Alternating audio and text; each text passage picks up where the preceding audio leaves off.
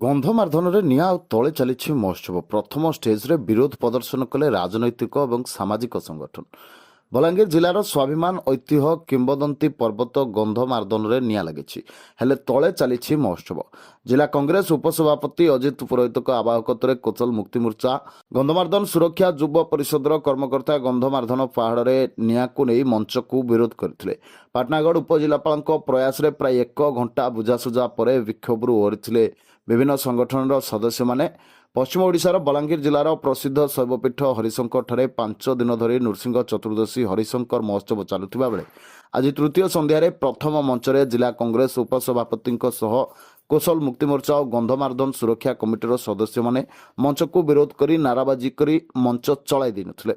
ଏହାର ମୁଖ୍ୟ କାରଣ ଥିଲା ଯେଉଁ ହରିଶଙ୍କର ଗନ୍ଧମାର୍ଦ୍ଦନ ପାହାଡ଼ ଶୈବ ପୀଠ ପାଇଁ ପ୍ରସିଦ୍ଧ, ସେହି ଗନ୍ଧମାର୍ଦ୍ଦନ ପାହାଡ଼ରେ କିଲୋମିଟର ଧରି ବହୁଦିନରୁ ନିଆଁ ଲାଗିଥିଲେ ମଧ୍ୟ ପ୍ରଶାସନିକ ଅଧିକାରୀମାନେ ନିଆଁକୁ ଆୟତ୍ତ କରି ଜୈବ ବିବିଧତାପୂର୍ଣ୍ଣ ଗନ୍ଧମାର୍ଦ୍ଦନକୁ ବଞ୍ଚାଇବାକୁ ଚେଷ୍ଟା କରିନଥିଲେ। ବାରମ୍ବାର ଅଭିଯୋଗ ସତ୍ତ୍ୱେ କେହି ଶୁଣିନଥିବା ପରେ ଆଜି ନାଚ ଗୀତ ବନ୍ଦ କରି ଗନ୍ଧମାର୍ଦ୍ଦନକୁ ସୁରକ୍ଷା ଦେବ ବୋଲି ଜିଦ୍ରେ ଅଟଳ ରହି ବହୁ ସମୟ ଧରି ପ୍ରଶାସନିକ ଅଧିକାରୀଙ୍କ ସହିତ ଯୁକ୍ତିତର୍କ କରିଥିଲେ।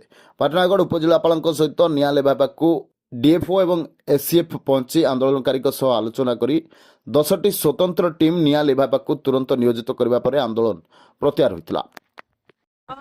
मते बहुत गौरव लगुच हरिशंकर महोत्सव प्रतिवर्ष जोग देছে आज हिसाब से जोग देছে तो हरिशंकर महोत्सव वर्ष वर्ष धरी चालू ये कामना कर समस्त सहयोग एकता जिन हिसाब से अच्छे समस्त यहीपरि रहू हरिशंकर प्रति गंधमार्द्दन प्रति समस्त भल पाइबा हरिशंकर खाली गोटे पर्व नुहे से कि आम गंधमार्द्दन खाली पर्व नुहे यहाँ हूँ आम बलांगीर हाट ये शोभा बढ़ाऊँ आम बलांगीर आई प्राकृतिक संपद गंताघर जेन आम गंधमार्द्दन अच्छे यहाँ की सुरक्षा करवा समस्त दायित्व प्रत्येक व्यक्तिर दायित्व ए जहाँ भी नष्ट है कि हानि है ए आम समस्त क्षति निश्चित भाव में होगा आम आगामी दिन भी जो मुख्यमंत्री आसी वर्तमान आम गोटे माने प्रस्ताव देचु कि आम बलांगीर गोटे आयुर्वेदिक विश्वविद्यालय केनता आगामी दिन कि आम प्राकृतिक हरिशंकर जेन प्राकृतिक गंताघर से सुरक्षित रही पार्बा।